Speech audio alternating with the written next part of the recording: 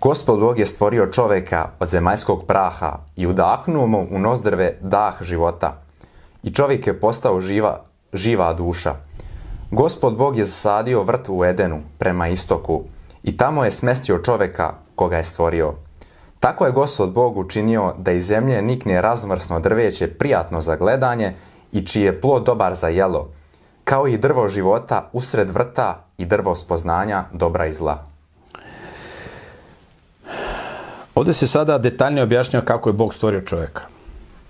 Znači, tekst kaže da je Bog u hebrejskom originalu oblikovao čovjeka od praha zemaljskog. Znači, oblikovao ga je car. Kako ga je oblikovao? Oblikovao ga je po planu.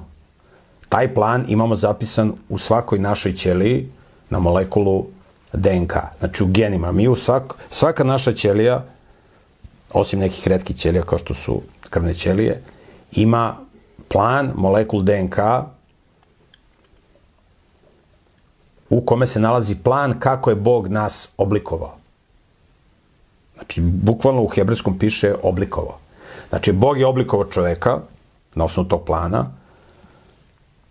od praha zemaljskog, to je naše telo, i mi kad pogledamo strukturu naših tela, više od 99% naših tela čine samo 4 hemijske elementa. Vodonik, kiseonik, ugljenik i azot.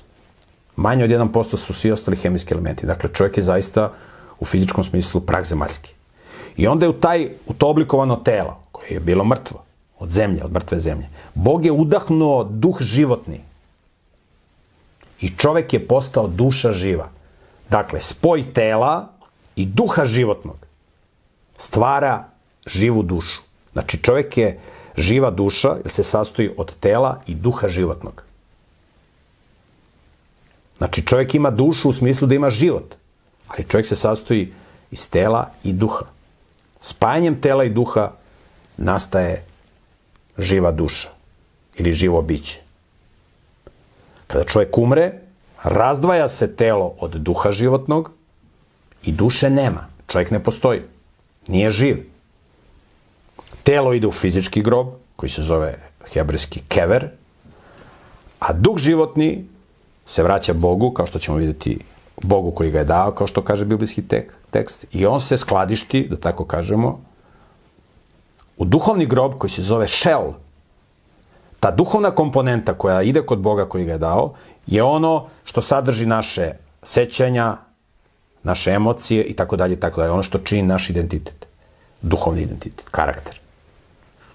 I onda jednoga dana, kada Bog bude ponovo stvarao ljude, kao što ćemo vidjeti iz biblijskog teksta, jer Bog je obećao da će sve ljude ponovo da stvori, Bog će taj duh životni od svakog čoveka da vrati u telo.